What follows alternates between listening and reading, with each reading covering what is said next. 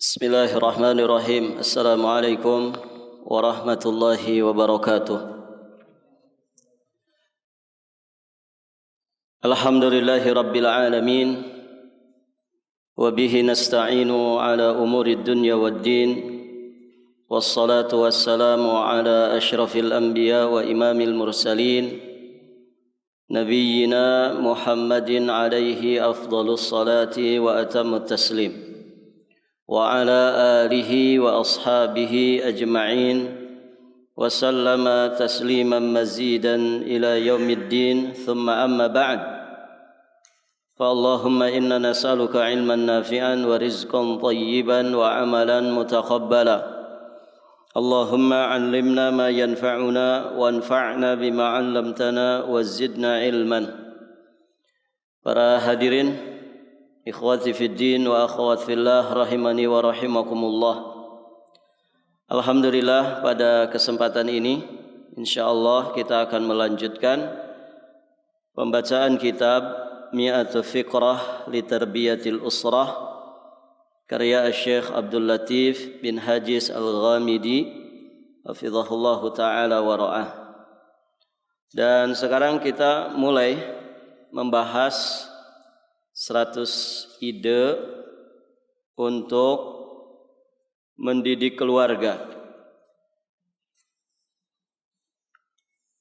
Dikatakan oleh penulis bahwa penting untuk diketahui yang akan dipaparkan ini adalah 100 ide untuk mendidik keluarga yang saya gali dari alam nyata dan saya ambil dari orang-orang yang pernah mencobanya. Jadi tidak hanya materi, namun juga diambil dari pelajaran dalam praktek nyata, juga dari pengalaman-pengalaman orang lain. Saya menyuguhkannya kepada Anda, silakan Anda mengambil apa yang Anda sanggup, menerima apa yang menurut Anda bermanfaat, apa yang sesuai dengan sarana yang memungkinkan pada diri Anda, apa yang selaras dengan kecenderungan keluarga Anda. Artinya dari 100 ide ini mungkin tidak semua ya bisa dipraktekkan oleh masing-masing dari keluarga kaum muslimin. Maka beliau ya di sini memberikan pernyataan bahwa mana kecenderungan keluarga kita, mana yang paling tepat dari ide-ide yang beliau paparkan di sini, maka itu yang silahkan dipraktekkan. Dan juga apa yang seiring dengan tabiat hidup dan juga kemampuan mereka. Maka mohonlah pertolongan kepada Allah dan jangan merasa tidak mampu. Taib. Ide yang pertama yang beliau sampaikan di sini adalah tentang masalah ilmu. Ada beberapa poin nanti yang akan beliau sampaikan berkaitan dengan tarbiyah ilmiah di tengah-tengah keluarga kita. Nanti di pembahasan kedua tentang amaliyah. Jadi ada ide-ide tentang ilmu, ada ide-ide tentang amal. Nah, tentang ilmu ada sekitar 24 poin. Baik. Di sini beliau sampaikan Allah Subhanahu wa taala berfirman, "Yarfa'illahu alladhina amanu minkum walladzina utul ilma darajat." Allah Subhanahu wa taala akan mengangkat derajat orang-orang yang beriman di antara kalian dan orang-orang yang diberi ilmu beberapa derajat. Ini ayat beliau nukilkan sebagai bentuk motivasi dasar bahwa kalaulah seandainya tidak ada fadilah lain dari menuntut ilmu, kecuali dengan ilmu itu manusia akan semakin tinggi derajatnya di sisi Allah Subhanahu wa taala, maka tentu ini kafa bihi syarafan, cukuplah sebagai satu kemuliaan yang sangat luar biasa. Taib, para jamaah yang dirahmati Allah. Kalau orang itu semakin tinggi derajatnya di sisi Allah, maka berarti semakin tinggi pula level surganya. Dan surga itu darajat, ya, surga itu derajat, bertingkat-tingkat ke atas. Tentu surga yang di bawah berbeda dengan surga yang ada di atasnya. Barakallahu fikum. Walaupun semua ya tingkatan surga ini adalah tingkatan yang masing-masing orang yang mendapatkannya dia merasa tidak ada lagi ya orang yang lebih nikmat, lebih bahagia daripada dirinya. Padahal ya para jamaah yang dirahmati Allah, dia ada mungkin di tingkatan paling bawah. Nah, ilmu ini akan mengangkat derajat. Ilmu ini akan mengangkat derajat kita di sisi Allah Subhanahu wa taala.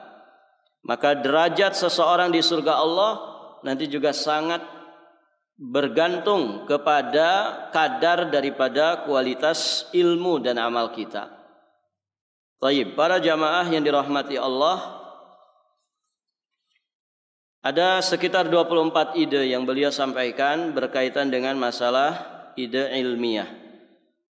Yang pertama, mengadakan kajian harian atau minimal mingguan dengan keluarga. Ini yang beberapa kali kita sampaikan. Ya, kita sebagai kepala rumah tangga ini mesti punya jadwal belajar bareng ya bersama dengan anak istri kita. Materinya sepatutnya diragamkan, divariasikan supaya ya menghilangkan kejenuhan dan kebosanan. Bisa pada materi adab, kemudian materi tentang sirah, materi tentang fikih, dan tentu yang menjadi prioritas adalah materi tentang akidah.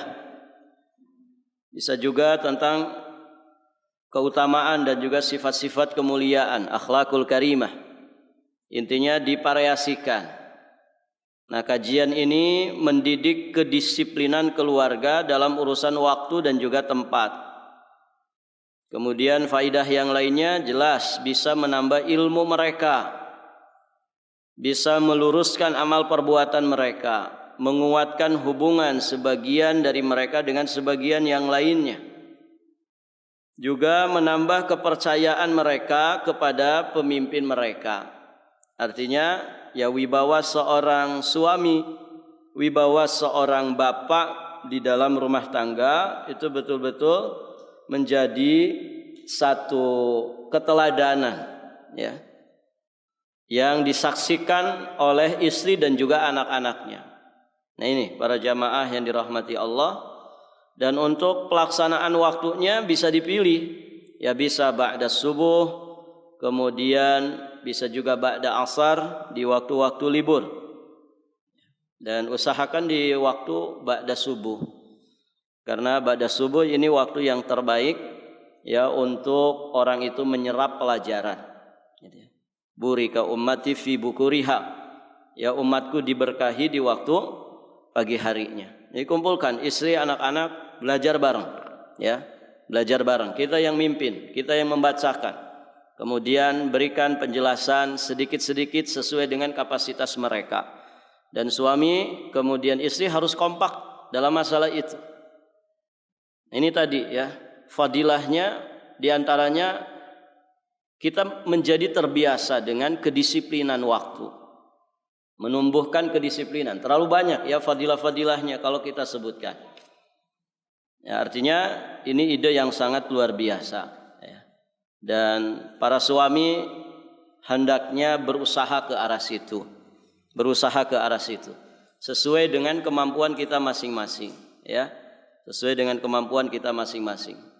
Dan untuk saat ini walhamdulillah ya, guru-guru kita, para masyayikh dan juga para asatidzah itu membuatkan ya panduan-panduan khusus ya pelajaran dari semua cabang ilmu pelajaran di dalam Islam.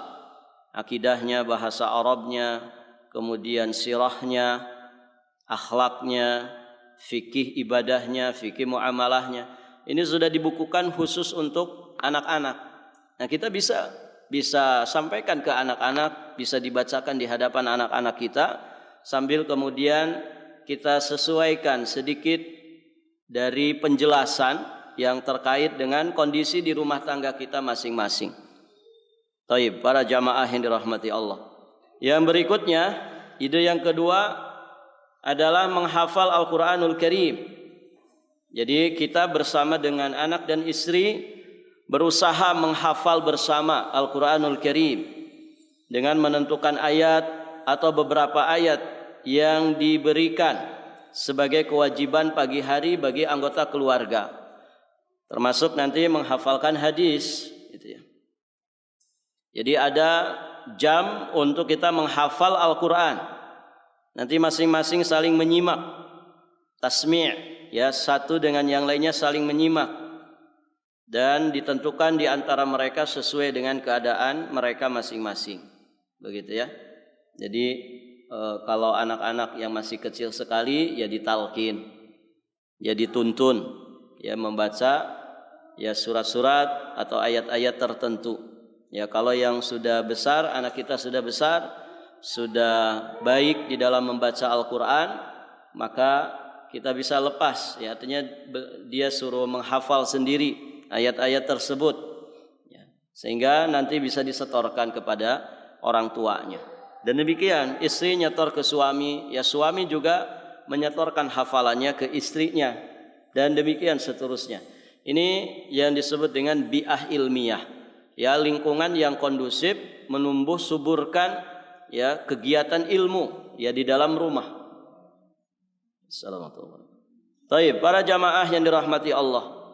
Di dalam satu riwayat dari Buraidah radhiyallahu taala anhu, beliau berkata, Rasulullah sallallahu alaihi wasallam bersabda, "Man qara'al Qur'ana wa ta'allamahu wa 'amila bihi ulbisa yaumal qiyamati tajan min nur daw'uhu mislu daw'is syamsi wa yusa walidayhi hullatani la yaqumu bihima ad-dunya fayaqulani bima kusina hadha fayuqalu bi akhdhi waladikuma al-Qur'an."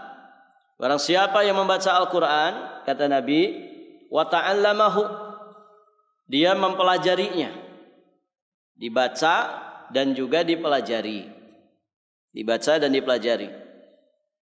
Maksudnya berarti lebih mendalam dari sekedar membaca.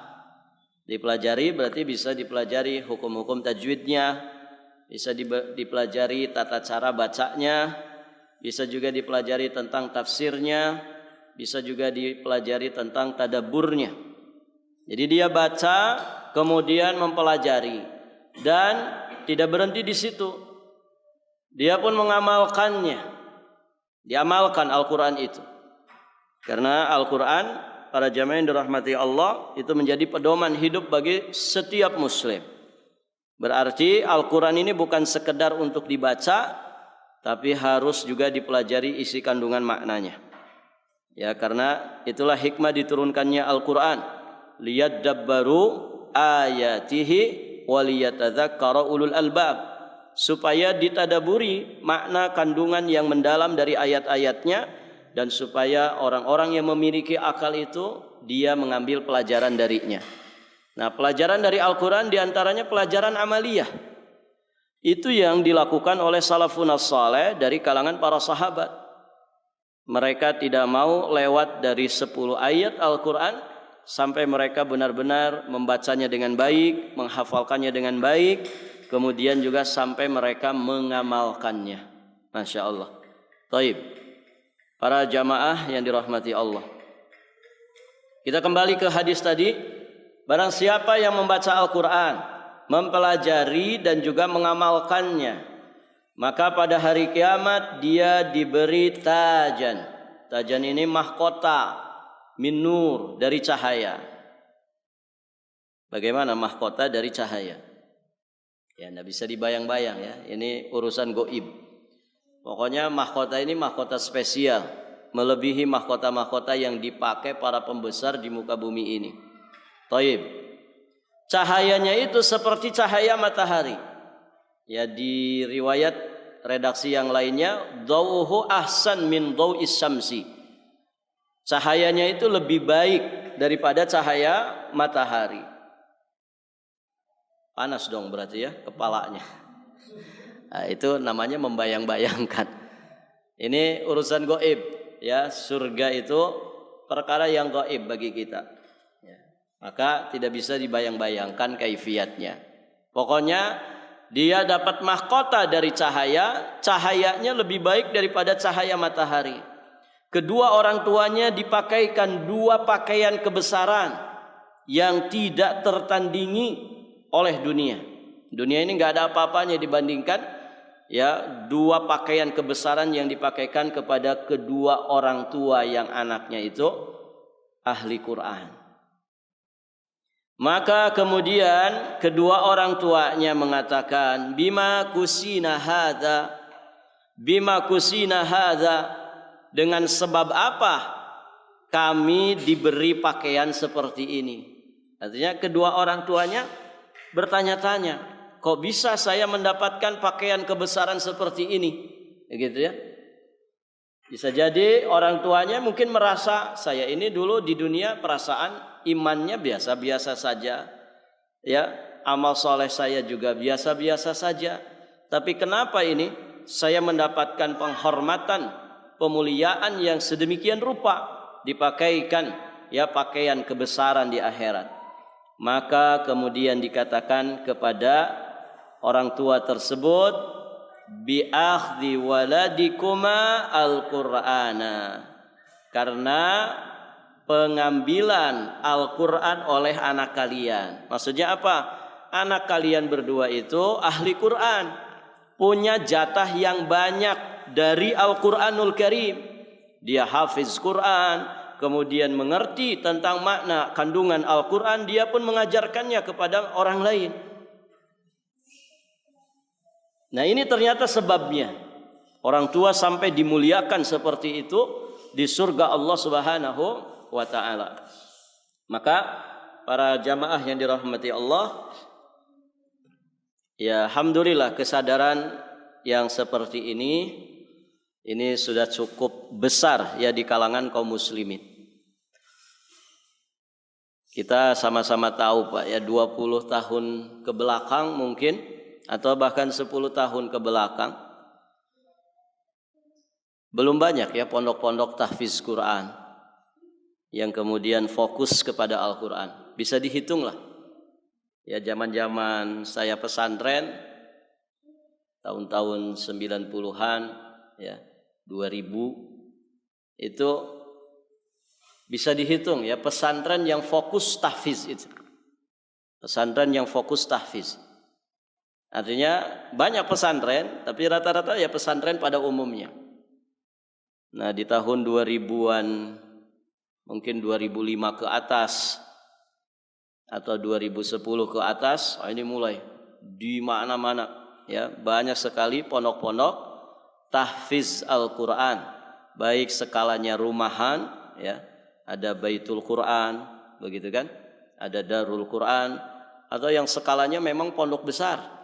Nah, ini Masya Allah, geliatnya itu nampak, semangat berqurannya itu nampak sekali.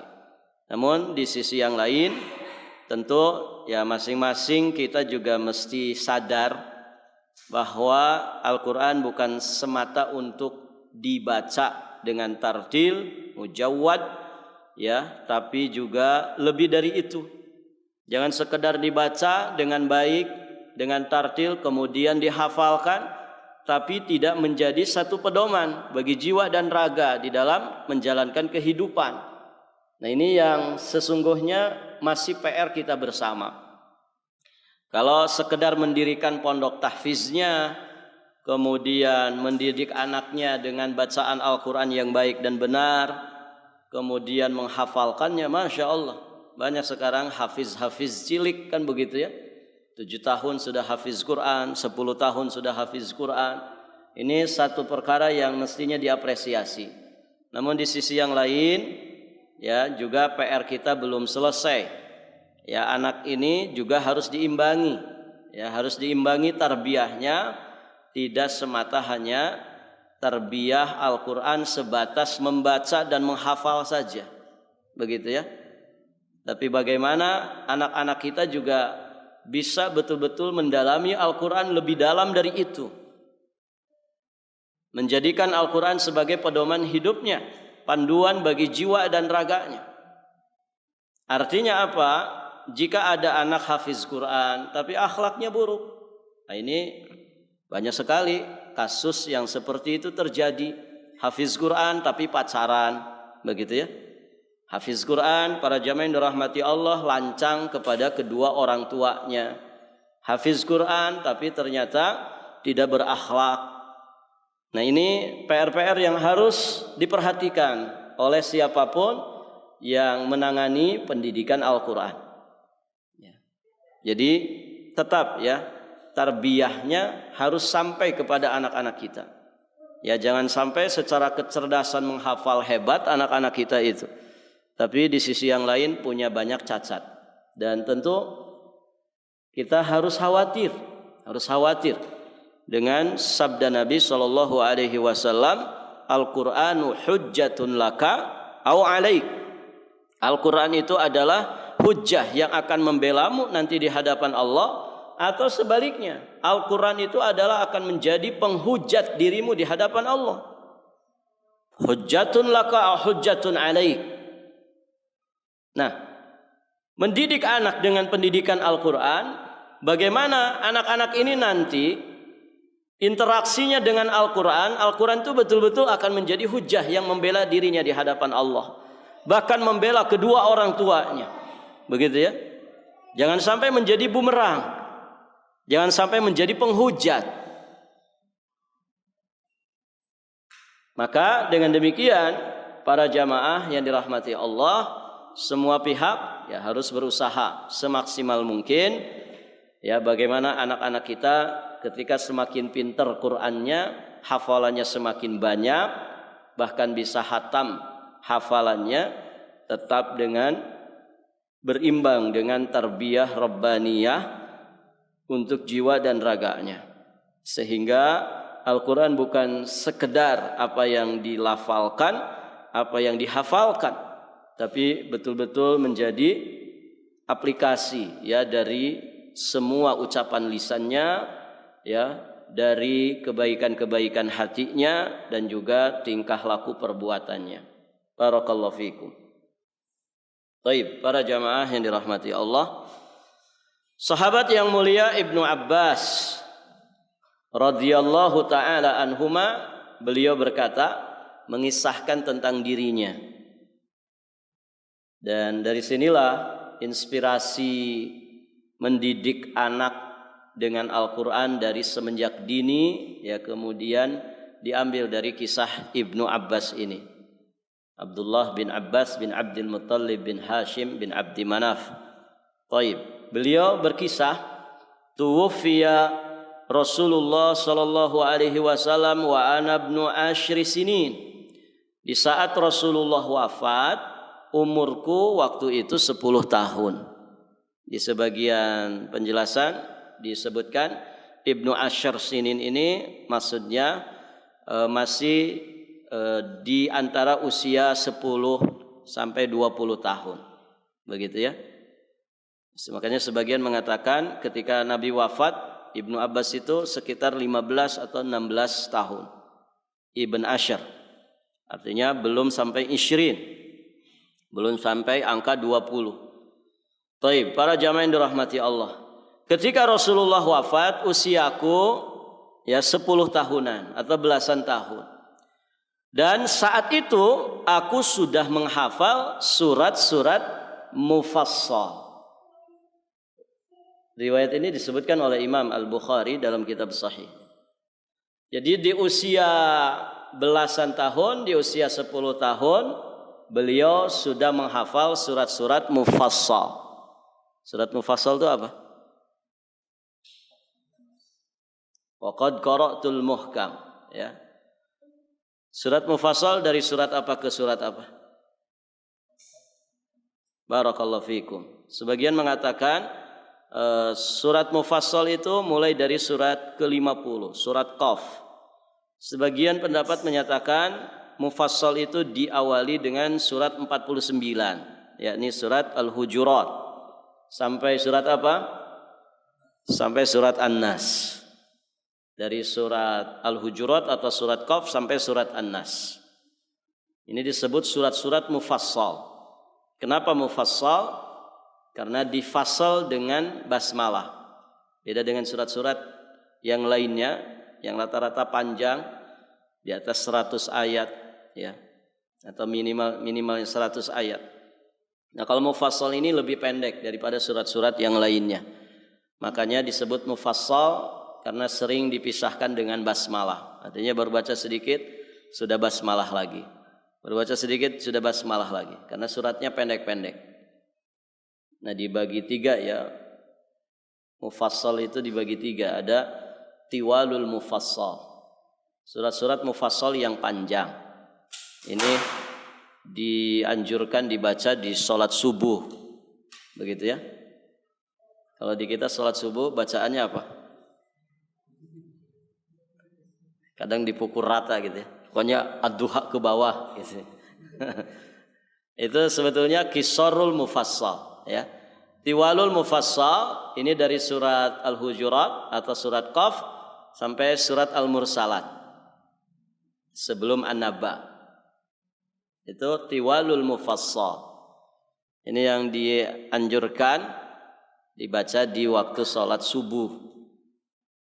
Kemudian ada ausatul mufassal. Surat-surat mufassal yang ausat. Ausat itu pertengahan. yakni dari surat An-Naba sampai sebelum surat Ad-Duha. Apa surat sebelum Ad-Duha? Apa Pak? Juz amma hafal kan? Hafal enggak? Iya, hafal, cuman urutannya enggak hafal. Taib. Dari An-Naba sampai sebelum Ad-Duha. Kemudian ada namanya Qisar. Qisarul Mufassal. Surat Mufassal yang paling pendek. Yang pendek-pendek banget. Nah, itulah dari Ad-Duha sampai An-Nas. Nah, Qisarul Mufassal ini dari Ad-Duha sampai An-Nas ini sering dibaca Nabi di waktu sholat maghrib. Di waktu sholat maghrib. Karena maghrib ke isya itu jaraknya tidak terlalu panjang. Kalau sholat maghrib antum bacanya surat Al-Hujurat, surat Qaf, ya keburu isya nanti gitu ya. Jadi dari Ad-Duha sampai An-Nas. Nah, ini dibaca di sholat maghrib biasanya. Walaupun bukan satu keharusan. Tapi Nabi sering membacanya di sholat maghrib. Kalau di kita di Indonesia, itu dipukul rata semuanya. Gitu. Pokoknya yang dipakai Qisarul Mufassal. Gitu. Mau maghrib, mau isya, mau subuh, mau zuhur, mau asar. Begitu ya. Dan Masya Allah ya Qisarul Mufassalnya itu dari Al-Kafirun sampai An-Nas gitu. Yang paling kisor begitu kan. Masya Allah. Sampai ada imam itu karena sering membaca Qul huwallahu ahad, itu sampai dilandih sama jamaahnya. Pak Kulhu katanya. Jadi imamnya dipanggil Pak Kulhu. Karena setiap ngimamin pasti Qul huwallahu ahad. Allahus samad. Taib para jamaah. Itu ya. Nah, ini kondisi dari Ibnu Abbas. Usia 10 tahun sudah menghafal surat-surat mufassal. Tadi ya dari Al-Hujurat atau dari Qaf sampai surat An-Nas. Masya Allah. Baik, para jamaah yang dirahmati Allah. Saat berkendara bersama Rasulullah. Baik. Di sini beliau katakan saat berkendara bersama, maksudnya bersama istri dan anak-anak. Nah, ini bisa dimanfaatkan untuk tasmi', untuk murajaah, untuk tahsin tilawah, atau mendengar ayat-ayat dari para qari dan juga dari para syaikh qurra. Nah, itu para jamaah. Jadi kalau kita lagi jalan bareng bersama istri, anak-anak, itu di mobil tuh, ya di kendaraan, coba anak-anak disuruh murojaah. Ya, anak-anak disuruh murojaah atau misalkan meneruskan ayat. Nanti si kakaknya baca 5 ayat disuruh teruskan oleh adiknya dan demikian. Ya, ini sangat bermanfaat sekali. Ya, selain menjalin kebersamaan, membangun chemistry yang lebih dalam lagi antara sesama keluarga, tentu juga ada fadilah-fadilah lain yang sangat besar. Baik para jamaah, jadi ini inspirasi ya dari Ibnu Abbas, bagaimana beliau di usianya yang sangat belia, tapi beliau menjadi satu tokoh yang diperhitungkan di masa Khalifah Umar. Di masa Khalifah Umar, ya, Abdullah bin Abbas itu pernah dihadirkan duduk bersama para tokoh sahabat senior, para alimnya, para sahabat yang senior, sampai sempat hampir dikucilkan. Kenapa ini Abdullah bin Abbas ada di sini? Karena ketika itu beliau masih sangat belia.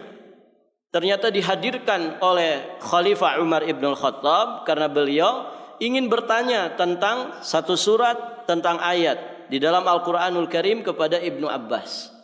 Dan ternyata ketika beliau melemparkan pertanyaan kepada para sahabat senior, ya, mereka masing-masing menjawab, ada yang tidak menjawab. Kemudian Ibnu Abbas diberi kesempatan untuk menjawab, dan ternyata jawaban Ibnu Abbas inilah yang tepat. Begitu. Maka Masya Allah, beliau dikenal dengan pemuda yang sangat matang semasa hidupnya. Masya Allah para jamaah, beliau ini di masa Khalifah Ali bin Abi Thalib pernah menjadi gubernur di negeri Basrah. Di masa Khalifah Ali bin Abi Thalib, beliau orang kelima dari sahabat Nabi yang paling banyak meriwayatkan hadis. Padahal kebersamaan beliau bersama Nabi tidak panjang. Loh, Nabi wafat Pak, beliau masih usia 10 tahun atau belasan tahun.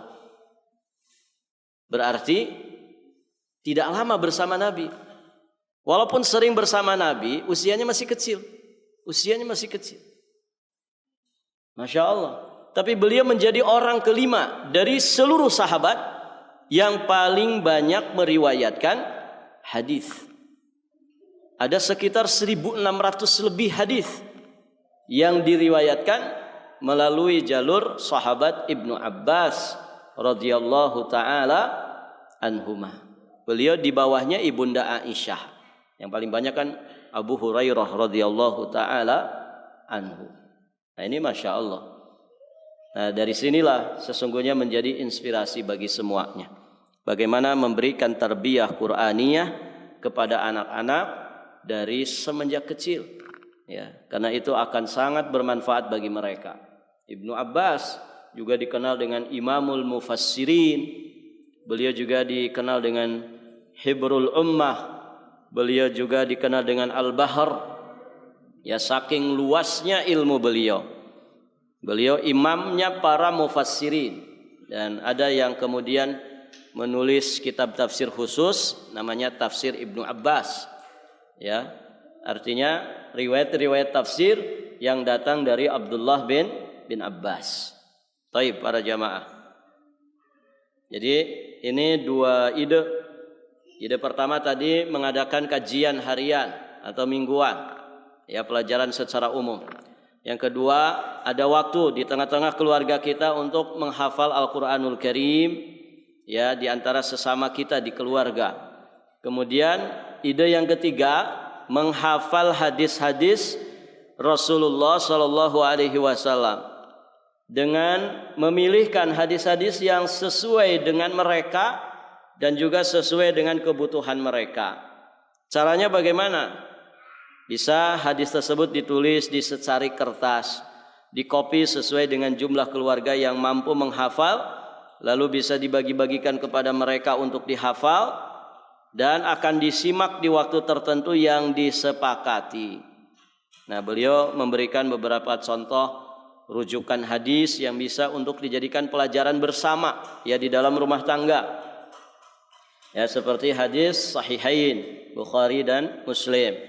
Kita juga mengenal ada Arba'in An-Nawawiyah, ada Riyadhus Shalihin, ada Sahih Al-Kalim Al-Thayyib, kemudian Sahih At-Targhib wa Tarhib, kemudian ada Sahihul Jami'. Ini kitab-kitab tebal ya. Kitab-kitab tebal. Ya, Arba'in Nawawi lah ya. Yang lumrah-lumrah di kita ya, standar nasional Indonesia. Taib. Arba'in Nawawi. Juga ada ya kitab-kitab khusus hadis. Ada 100 hadis untuk hafalan. Itu bagus sekali. Sudah diterjemahkan dalam bahasa kita. Atau kita sendiri yang kreatif mencarikan hadis-hadis yang bermanfaat untuk kita pelajari bersama, kita hafalkan, kita bacakan di tengah-tengah keluarga sesuai dengan kondisi keluarga kita. Begitu ya. Nah, itu akan lebih baik lagi. Atau ya yang sudah jadi saja, panduan sudah jadi, banyak sekarang ini ya. Yang khusus anak-anak juga banyak, yang gambarnya berwarna-warni, kemudian ada gambar macam-macamnya, bunga, pemandangan, begitu ya. Yang dikhususkan memang untuk anak-anak. Ya, lafaz hadisnya yang pendek-pendek. Nah, ini bisa dicari kemudian dipraktekkan untuk belajar bersama keluarga. Berikutnya, beliau sampaikan di sini sebelum masuk poin keempat, dianjurkan untuk mengaitkan sebagian kajian dengan yang lainnya. Misalnya menafsirkan ayat yang dihafalkan dan syarah hadis dalam kajian mingguan. Nah, jadi ini satu trik ya. Kalau kita ngajarin istri anak-anak kita itu misalkan pelajaran di hari apa dengan di hari apa bisa disinkronkan satu dengan yang lain. Ya. Kemudian jangan lupa ya, setiap kali kita belajar bersama, kita selipkan hal-hal yang memang masih perlu dibenahi di dalam keluarga kita. Misalkan ada di antara anak kita itu cerewetnya minta ampun, begitu ya. Dan suka ngomelin adik-adiknya. Dan nanti diselipkan. Pokoknya apa yang semestinya dibenahi di dalam rumah itu, ya, di dalam rumah tangga itu, nanti diselipkan pada pelajaran. Tentu dengan pembawaan yang baik, begitu ya. Bukan membuli, bukan mengejek, bukan merendahkan, menghinakan, tidak. Tapi sifatnya adalah pelajaran, menyampaikan pelajaran. Nah, ini juga butuh keahlian khusus, begitu ya. Karena terkadang mohon maaf ya, orang tua yang tidak bijak itu membuli anaknya di hadapan anak-anaknya yang lain, bahkan di hadapan ibunya. Nah, ini tidak boleh, gitu ya. Menjatuhkan, menghinakan, kemudian membuat anaknya malu. Nah, ini juga ide-ide untuk penyampaian yang terbaik kepada anak-anak juga harus dipelajari, ya. Jadi banyak hal sebetulnya dalam rumah tangga itu yang seharusnya kita pelajari. Cuman rata-rata kita memang minim persiapan, minim modal ilmu ya untuk menjadi suami, untuk menjadi bapak, ya, untuk menjadi orang tua dari anak-anaknya. Maka ya selama kita masih hidup sesungguhnya tidak ada kata terlambat. Kita tetap terus bisa menggali, mempelajari, begitu ya. Apa yang Allah ajarkan di dalam Al-Quran, diajarkan oleh Nabi di dalam Sunnah, dengan terus mengembangkannya ya sesuai dengan kondisi kita masing-masing dari sisi keduniawian, gitu ya. Karena tentu ya kalau orang Arab ngajarin anak-anaknya ya pakai bahasa Arab, kan begitu. Kita juga kalau punya kemampuan itu ya bagus ya. Antum ngajarnya gitu panduannya pakai bahasa Arab. Jadi mensyarahnya pakai bahasa Arab. Masya Allah. Saya melihat langsung Pak, ada satu keluarga itu, Masya Allah. Itu antara suami, istri, orang tua dengan anak nggak pakai bahasa Indonesia. Ini bahasa Inggris, bahasa Arab, bahasa Inggris, bahasa Arab. Masya Allah. Anaknya masih kecil kayak gitu sudah cas-cus bahasa Inggris. Kalau bahasa Arab, Masya Allah, gitu. Nah, ini luar biasa gitu. Dan beliau itu punya prinsip hafizahullah ta'ala, Beliau punya prinsip bahwa bahasa daerah nggak akan lupa, gitu. Bahasa ibu itu gampang, nggak akan lupa. Makanya mereka mempraktekkan di keluarganya itu ya bahasa asing, bahasa di luar ini, di luar bahasanya. Dan tentu yang paling mendasar adalah bahasa Al-Quran, kan begitu, bahasa Arab. Kemudian yang sangat dibutuhkan untuk komunikasi interaksi di dunia, bahasa internasional ya bahasa Inggris, kan begitu. Jadi dua bahasa ini kalau dikuasai kan Masya Allah, ya artinya tidak susah lah kita hidup Pak, begitu. Karena ya sekarang ini kan apa-apa pakai bahasa Inggris, ya. Apa-apa pakai bahasa Inggris, ya. Kadang orang kita aja ngomongnya campur-campur bahasa Inggris. Sebenarnya kan banyak istilah-istilah di sekitar kita ternyata itu bahasa Inggris. Wifi itu bahasa apa itu? Katanya itu kan singkatan, ya. Dari singkatan apa gitu, kemudian muncullah wifi. Internet aja katanya singkatan dari apa, begitu ya. Nah itu para jamaah yang dirahmati Allah. WhatsApp itu kan bahasa apa itu? Bahasa Inggris, ya. Mikrofon bahasa apa ini? Bahasa Inggris, ya. Jadi Masya Allah. Nah itu para jamaah, ya setidak-tidaknya ya bagaimana kita punya metode menyampaikan pelajaran dan pengajaran yang terbaik, ya, untuk anak-anak kita. Ya sedikit-sedikit dipahamkan bahasa Arab, begitu ya. Bahasa Inggris nantilah di nomor sekiankan. Bahasa Arab yang paling inti. Kemudian juga bahasa kita, bahasa Indonesia, ya, dengan baik dan benar, ini juga bisa dipahamkan.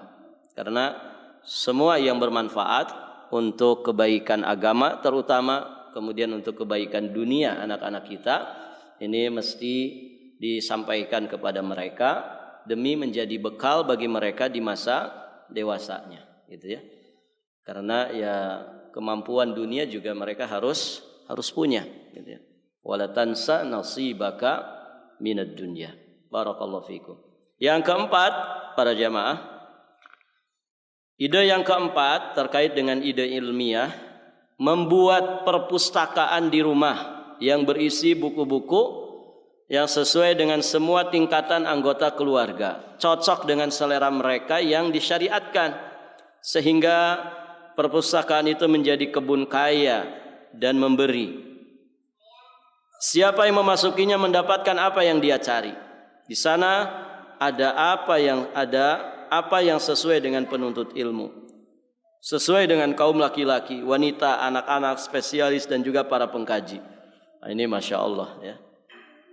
Cuman ya rata-rata rumah kita kan pas-pasan Pak, ya. Rumah tipe 36, kadang tidur di situ, gitu ya. Makan juga di situ. Boro-boro bikin perpustakaan, gitu. Tapi Masya Allah, ya. Saya pernah diceritakan itu rumahnya para masyayikh itu, Masya Allah Pak.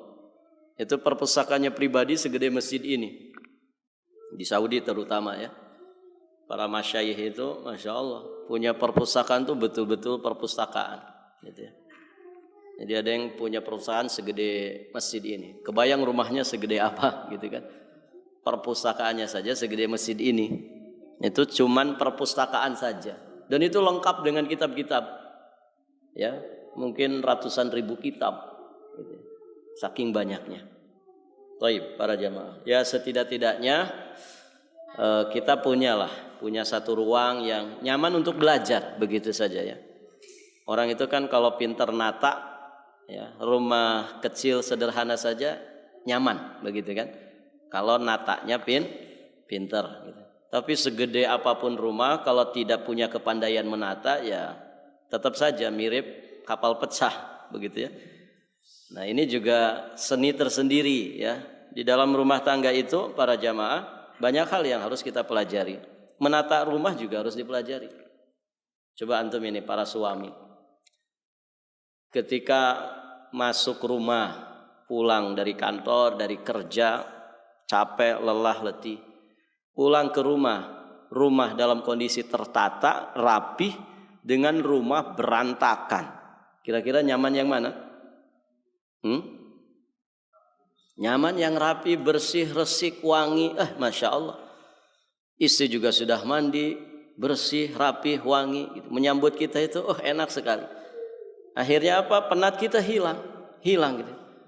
Jadi ini sudah pulang kerja capek, masuk ke rumah tambah capek. Kenapa? Karena kayak kapal pecah gitu kan. Nah ini didiskusikan sama istri. Ya. Kadang ada, masya Allah, ya istrinya senang berantakan, tapi suaminya yang apik. Ini ada Pak. Ada suami yang apik sekali. Ada yang dua-duanya apik. Ini masya Allah. Dua-duanya apik. Ada yang salah satu dari keduanya. Nah makanya didiskusikan baik-baik. Karena mohon maaf ya, hal-hal yang sepele begini saja, ini bisa memicu masalah, problem di rumah tangga. Dan saya mengetahui persis, ya ada satu pasang suami istri bercerai gara-gara itu Pak. Gara-gara itu. Ustaz, istri saya itu, kita kan namanya laki-laki pulang kerja capek. Ya pengennya masuk ke rumah itu sudah lihat rumah bersih, rapi, begitu ya. Selama ini dia ngapain di rumah gitu. Padahal bisa jadi istri itu capeknya minta ampun juga gitu. Anaknya 7 gitu ya. Yang paling besar 7 tahun gitu. Nah, ini susah rapi gitu kan, susah rapi. Ya artinya saling mengerti lah gitu ya. Tapi bukan berarti kita lalai. Istri juga berusaha bagaimana menata rumah ini sebaik-baiknya. Suami juga ketika dia mendapatkan kekecewaan, ya yang bijaksana ketika mau nasehatin. Jangan tiba-tiba langsung jebret-jebret menyalahkan istrinya. Bisa jadi istri itu ketika kita datang baru saja selesai bercapek-capek, begitu ya, ngurusin anaknya yang 7 tadi, gitu ya. Beberes rumah yang mungkin baru separohnya belum selesai, keburu datang suami. Nah itu para jamaah yang dirahmati Allah. Jadi masya Allah sampai cerai Pak, sampai cerai. Nah, kita ini suami pulang kerja capek, pengennya begini. Ya si istrinya juga demikian gitu, susah ya untuk belajar beberes di rumah. Akhirnya tidak ada titik temu, cerai gitu ya. Dari urusan masalah penataan rumah, begitu ya. Nah itu para jamaah yang dirahmati Allah. Jadi sekecil apapun urusan di dalam rumah tangga yang akan menopang keharmonisan rumah tangga, maka jangan diabaikan. Demikian pula sekecil apapun ya perkara di dalam rumah tangga yang bisa memicu problem, bahkan mengantarkan kepada perceraian, ini seharusnya dituntaskan. Begitu para jamaah yang dirahmati Allah. Karena ya insya Allah, apalagi kita sebagai muslim mukmin, ya sangat-sangat diajarkan yang namanya kebersihan.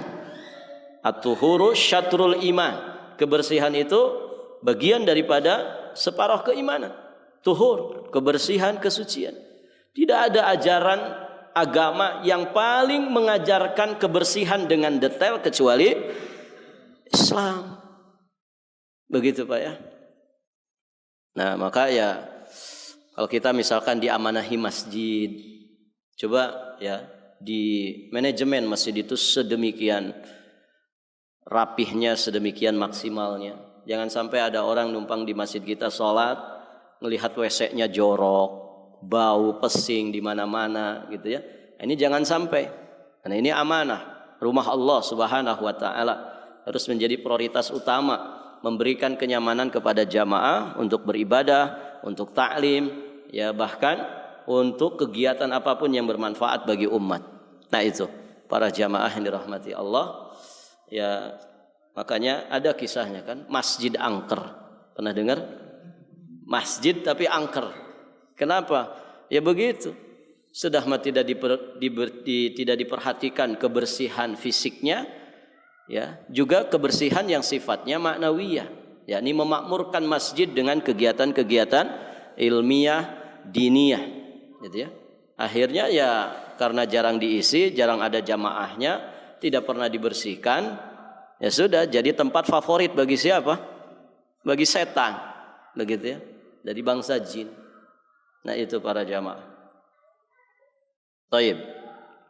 Jadi buat perpustakaan di rumah. Ya kalau tidak ada ruangan khusus, setidaknya ada apa ya? Ada space yang bisa kita manfaatkan untuk kita bisa nyaman belajar bersama. Demikian. Ya, semoga Allah melimpahkan rezeki kepada kita yang berkah, begitu ya, supaya fasilitas itu ada di rumah kita semuanya. Fasilitas belajar.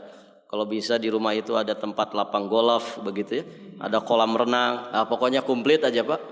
Ya, insya Allah kita tidak usah jalan-jalan kemana-mana, gitu kan. Nah demikian para jamaah. Karena salah satu tanda kebahagiaan lapangnya rumah, nyamannya kendaraan, kan begitu kata Nabi. Gitu ya. Masya Allah. Taib. Ya kalau orang itu diberi kemampuan, kenapa tidak, gitu kan? Untuk memberikan yang terbaik kepada istrinya, memberikan yang terbaik kepada anak-anaknya. Karena anak-anak yang tumbuh ya di dalam lingkungan yang sangat kondusif, baik untuk dunianya, lebih-lebih untuk agamanya, ini sangat berpengaruh besar untuk masa dewasa mereka nanti. Barakallahu fikum. Sampai di sini pelajaran kita. Semoga apa yang disampaikan bermanfaat. Jadi sampai 4 poin ya kita sudah bahas. Nanti insya Allah di kajian berikutnya kita bahas poin yang kelima dari ide-ide ilmiah. Barakallahu fikum. Akhiru da'wana anilhamdulillahi rabbil alamin. Jika ada pertanyaan sebelum ditutup, dipersilahkan. Tidak ada pertanyaan, kita tambahkan 1 poin ya. Karena poin kelima ini nyambung dengan poin keempat. Ide yang kelima mengadakan perpustakaan audio yang berisi kaset-kaset yang beraneka ragam yang sesuai dengan semua umur dan tingkatan. Berisi berbagai persoalan dan tema sejalan dengan keinginan dan kecenderungan yang disyariatkan. Kaset-kaset dari para ulama, masyayikh dan juga para duat. Aktivitas perpustakaan digerakkan dengan beberapa cara, yakni dengan mendengar kaset lalu menuangkannya di dalam buku. Jadi istifadah dari rekaman audio ya ke dalam bentuk tulisan. Jadi faidah-faidahnya ditulis. Meringkas isinya, kemudian meletakkan daftar isi dari temanya. Bila memungkinkan disediakan sudut di perpustakaan untuk dakwah dan juga hadiah. Masya Allah. Ini yang dilakukan para masyayikh. Jadi mereka itu punya stok kitab-kitab, mungkin kuteb ya, kitab-kitab kecil yang baru. Ketika ada tamu mereka hadiahkan itu. Atau kaset-kaset. Kalau zaman dulu ada kaset pita, begitu ya. Kemudian akhirnya berkembang ke kaset PCD, kepingan, begitu kan. Nah sekarang sudah tidak zaman ya. Sekarang flash disk ya. Sudah flash disk gitu ya. Hadiahkan flash disk ya. Isinya bisa macam-macam. Begitu para jamaah. Dan Masya Allah itu ternyata pengaruhnya sangat besar. Kita itu kalau bertamu Pak, kemudian selesai bertamu membawa sesuatu, hadiah. Senang enggak? Oh senang, Masya Allah, sampai ditulis ya. Ini hadiah. Kalau dia dapat buku, ini hadiah dari akhi fillah, begitu ya. Fulan bin Fulan. Sampai ditulis namanya gitu kan. Artinya apa? Ini sangat berkesan. Itu yang dilakukan oleh masyayikh. Bahkan kami pernah mendengar ya di antara guru-guru kami, itu ketika ada sesama ustadz datang ke rumahnya, karena kitabnya itu banyak, stok kitabnya banyak dan rata-rata masih baru. Itu sampai dipersilahkan, antum lihat kitab-kitab yang ada di rumah anak ini, mana yang antum sukai, ambil sebagai hadiah. Masya Allah. Luar biasa kan Pak? Ana senang semuanya, ini gimana? Masya Allah. Ada guru kami dari Madinah itu, dulu waktu lulus dari Madinah itu 1 truk Pak, kitabnya 1 truk. Akhirnya santri yang ngangkutin satu-satu itu. 1 truk, padahal sampai LC saja. Kebayang yang sampai S3 begitu ya. Mungkin 1 kontainer besar gitu ya. Itu diangkut, dipaket dari sana, itu sampai 1 truk penuh truk itu. Ya. Cuman beliau S1-nya itu dari Syu'bah gitu ya. Kalau dari Syu'bah kan 2 tahun dulu. 2 tahun baru kemudian masuk syariahnya 4 tahun. Jadi 6 tahun. Totalnya 8 tahun karena beliau sering cuti gitu. Intinya pengen yang penting di Madinahnya lama. begitu. Nah, dulu masih bisa cuti dulu ya setelah 1 tahun gitu ya. Sehingga kitabnya sangat banyak sekali, Masya Allah. Nah itu para jamaah. Jadi perpustakaan itu bisa kitab isinya, bisa juga perpustakaan audio. Ya kalau sekarang mungkin ya kaset-kaset seperti itu sudah tidak ada. Ya setidak-tidaknya ya wasilah-wasilah tertentu lah, mungkin rekaman video yang bermanfaat ya untuk semua kalangan. Allahu a'lam bishawab. Baik, sampai di sini. Karena tidak ada pertanyaan, kita cukupkan saja sampai di sini. Kita tutup dengan doa kafaratul majlis. Subhanakallahumma bihamdik asyhadu an la ilaha illa anta astaghfiruka wa atubu ilaik. Assalamualaikum warahmatullahi wabarakatuh.